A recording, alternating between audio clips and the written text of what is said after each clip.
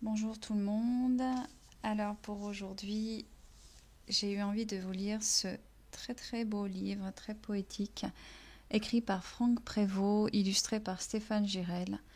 Je serai cet humain qui aime et qui navigue.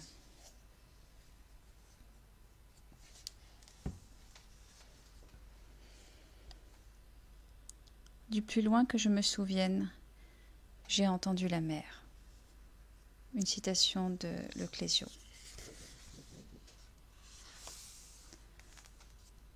Je serai cet humain qui aime et qui navigue.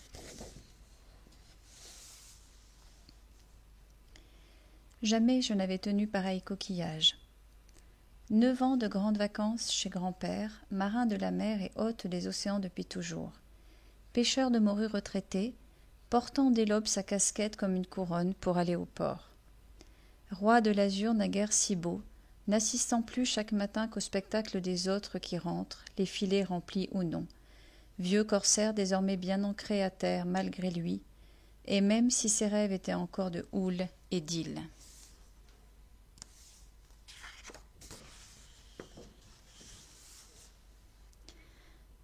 Neuf étés de pêche à pied, à fouiller le sable ou sonder les rochers, et jamais je n'avais découvert, même en rêve, semblable merveille.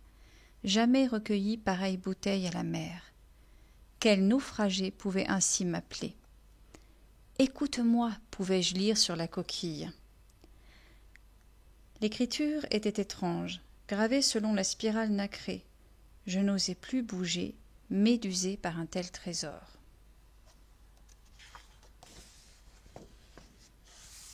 Écoute-moi, implorait-il. Devais-je alors tenter de percevoir le chant fou d'une sirène blonde laissant mourir d'amour tous les hommes à la ronde, écouter de tout mon être l'éternel mugissement du ressac, ou, comme je le pressentais déjà, approcher l'oreille de la volute déployée pour entendre 1000 voix que je ne pourrais démêler?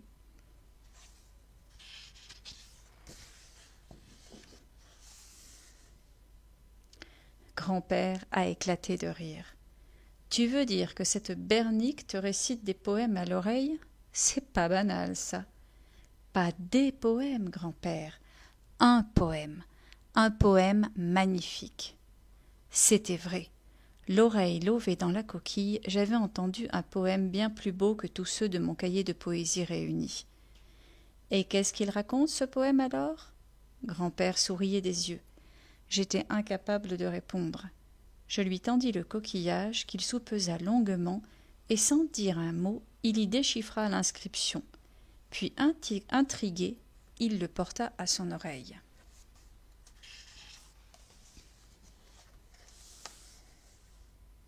Il n'a pas entendu mon poème. La mer seulement, comme tout le monde. Pourtant, ses sourcils lui ont renfrogné le visage, un peu comme par gros temps. Puis l'horizon a dû se dégager, car il a commencé à rire. Sacrée tempête, là-dedans, il a dit en me rendant le coquillage. On est rentré sans plus rien dire. Peut-être que pour grand-père, une tempête, c'était déjà un poème.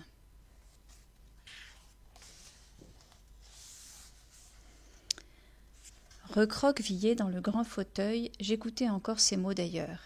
« Et comment il va, ton poème? Tu sais ce qu'il dit maintenant ?» Je sursautai. Je n'avais pas entendu grand-père entrer dans le salon. « Non, je ne comprends toujours pas. Enfin, pas comme on comprend normalement. Mais c'est tellement beau. » Et comment tu peux trouver ça beau si tu ne comprends pas? En fait, ce n'est pas mon cerveau qui comprend, c'est moi tout entier. Mais tu peux me le réciter tout de même. Depuis le temps que tu l'écoutes, tu dois le connaître par cœur. Tu as des bonnes notes en récitation? Non, pas trop.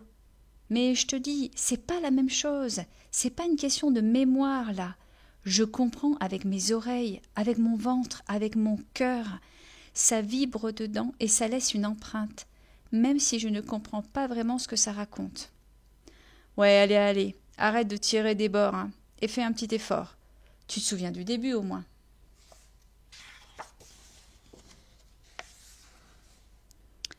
Alors, pour lui, je posai le coquillage sur mes cuisses et commençai. Tani Kozeb, Yaza Kana Dija Sebar.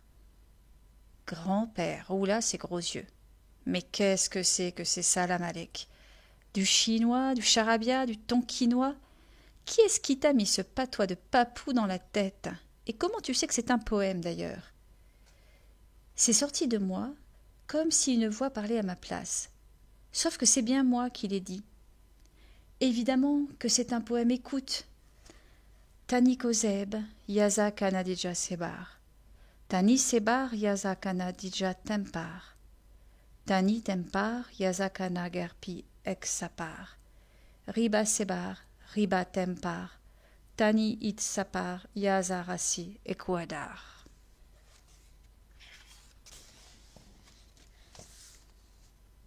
Grand-père me regardait comme si ce coquillage chinois ne pouvait venir que d'une jungle tonkinoise inconnue depuis laquelle les sorciers papous m'auraient envoûté.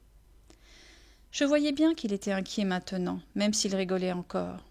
« Je sais, c'est un petit poème qui voulait voyager, c'est tout. » Mais il se retrouve tout bête, là, avec personne pour le comprendre. Parce que ça vaut pas tripette, une poésie que personne ne saisit. Alors tu ferais mieux de le rejeter à la mer pour qu'il rentre chez lui se faire comprendre ailleurs. Mais moi, je le comprends, grand-père. Écoute encore comme il est beau. Tani Kozeb Yaza, Kana Dija Sebar. Tani Sebar Yaza, Kana Dija Tempar. Tani Tempar Yaza, Kana Gerpi Ex Sapar. Riba Sebar, Riba Tempar. Tani It Sapar, Yaza Rassi Equadar.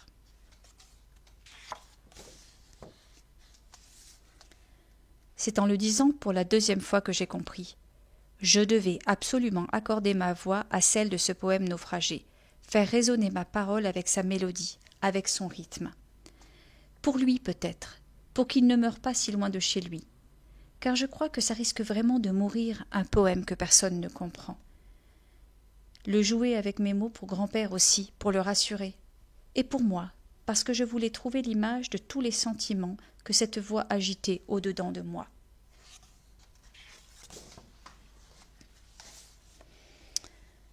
Grand-père, ça ne lui disait rien qui vaille la poésie, même si le seul bateau qu'il avait jamais possédé, et avec lequel il avait fait le tour du monde, s'appelait l'Albatros, comme un autre poème. Même si cloué à terre par son cœur fatigué, il rêvait encore de s'envoiler, comme il disait. Même si l'Albatros l'avait guidé vers ma grand-mère, sa sirène du Pacifique, comme il l'appelait. Même si, avec ou sans celle qu'il disait, ses yeux pleureraient toujours leur mère.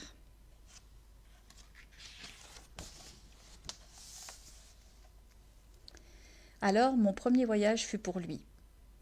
Yaza revenait 4 fois dans le poème, et il était en plein centre. C'était l'Albatros, évidemment. Le reste arriva tout seul, et je crois bien que grand-père a pleuré, quelques larmes bien salées, quand je lui ai fait ma récitation. Enfin, ce jour-ci, l'Albatros aura rejoint ce jour-là. Enfin, ce jour-là, l'Albatros m'aura rejoint moi. Enfin, l'Albatros et moi verrons nos horizons dévoilés. Ce sera ce jour-là, ce sera moi. Enfin, je dévoilerai l'Albatros à l'océan des terres amarrées.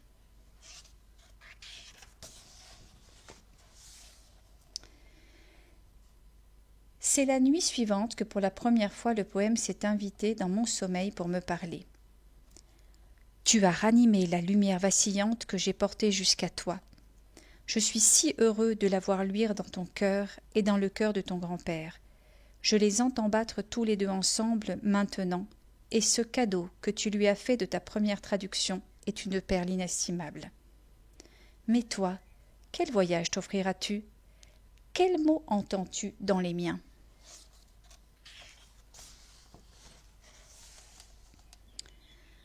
Je suis un poème qui se demande d'où il vient, comme toi. Maori des falaises ou breton des lagons? Un poème qui se demande dans quel océan plongent ses racines. Un poème qui aimerait savoir à quelle terre il appartient. Alors, j'ai suivi son chemin. Encore. Je rêve souvent un enfant de là-bas. Je rêve là-bas un enfant d'ici. Je rêve ici un enfant libre aux sans racines, depuis là-bas, depuis ici. Je rêve au gré de mes racines, cet humain qui navigue.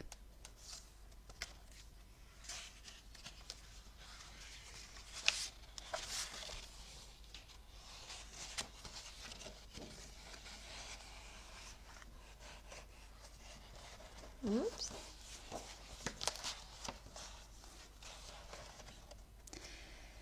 Je suis un poème qui comprend le langage de la mer. Comme toi, pêcheur des plages ou chercheur d'or, un poème bercé par l'émotion de la houle, un poème ami de toutes les marées qui m'ont porté.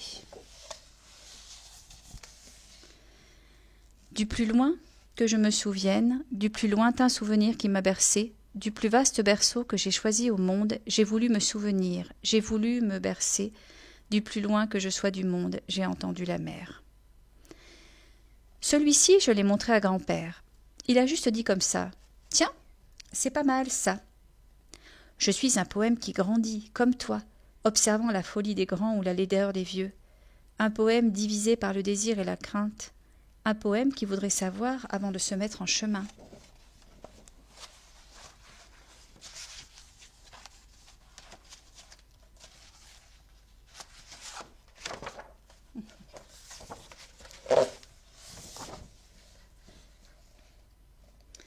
Un jour, demain peut-être, je deviendrai grand.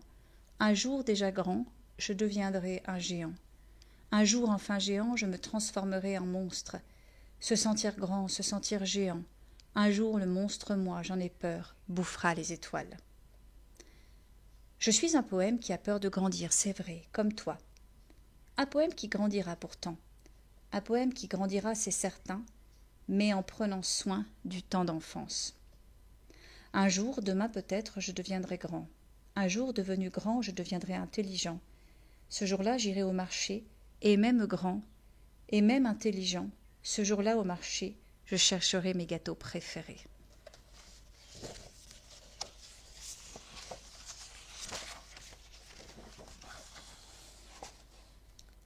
La nuit où mon poème n'est pas venu, je l'ai attendu. Je suis un poème qui, me disais-je, sans pourtant trouver qui ajouter. Ces mots à lui me revenaient. Je suis un poème qui grandit. Je suis un poème qui comprend le langage de la mer. Je suis un poème qui se demande d'où il vient. Sur le buffet de la cuisine, chez grand-père, on pouvait voir une photo en noir et blanc, de lui et de ma grand-mère. Une photo à laquelle il parlait parfois depuis que sa sirène du Pacifique était morte. C'était juste avant ma naissance. Une très ancienne photo, prise dans le village des îles Cook où ils se sont rencontrés. Pourrait-on y voir mes racines ?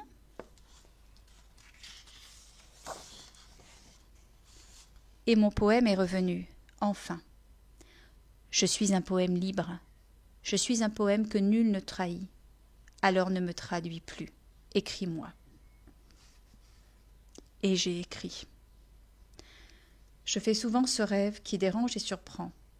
Je rêve d'un enfant que je vois d'ici même, et qui n'est chaque fois ni tout à fait le même, ni tout à fait un autre, même si différent. Ici-bas mon poème au bord de l'océan. Là vit cet enfant, moi, qui hante mon poème. Nos racines perdues seraient-elles un dilemme si notre liberté se jouait du néant ? Je fais souvent ce rêve, libre de 100 racines, de là-bas ou d'ici, il faut que j'imagine que nous venons tous deux d'ici et de là-bas. Ces deux enfants qui s'aiment s'avéreront prodigues, lorsqu'en rêve d'envers ils ne feront plus qu'un. Je serai cet humain qui aime et qui navigue.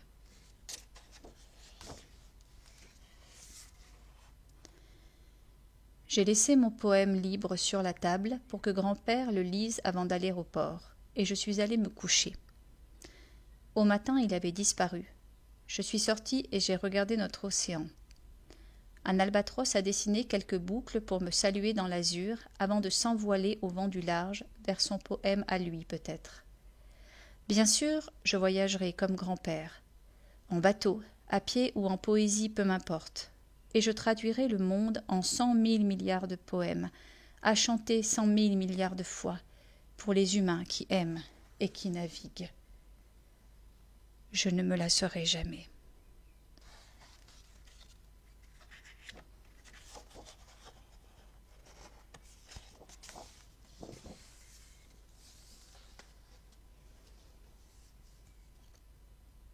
Une dernière citation. La poésie, par définition, est intraduisible. Seule est possible la transposition créatrice. De Roman Jakobson. Voilà. Alors j'espère que ce livre vous aura ému autant que moi, ou qu'il vous aura touché, et puis surtout qu'il vous aura peut-être donné l'envie d'écrire, ou en tout cas de lire de la poésie, parce que je crois que la vie, elle est juste simplement plus belle avec la poésie.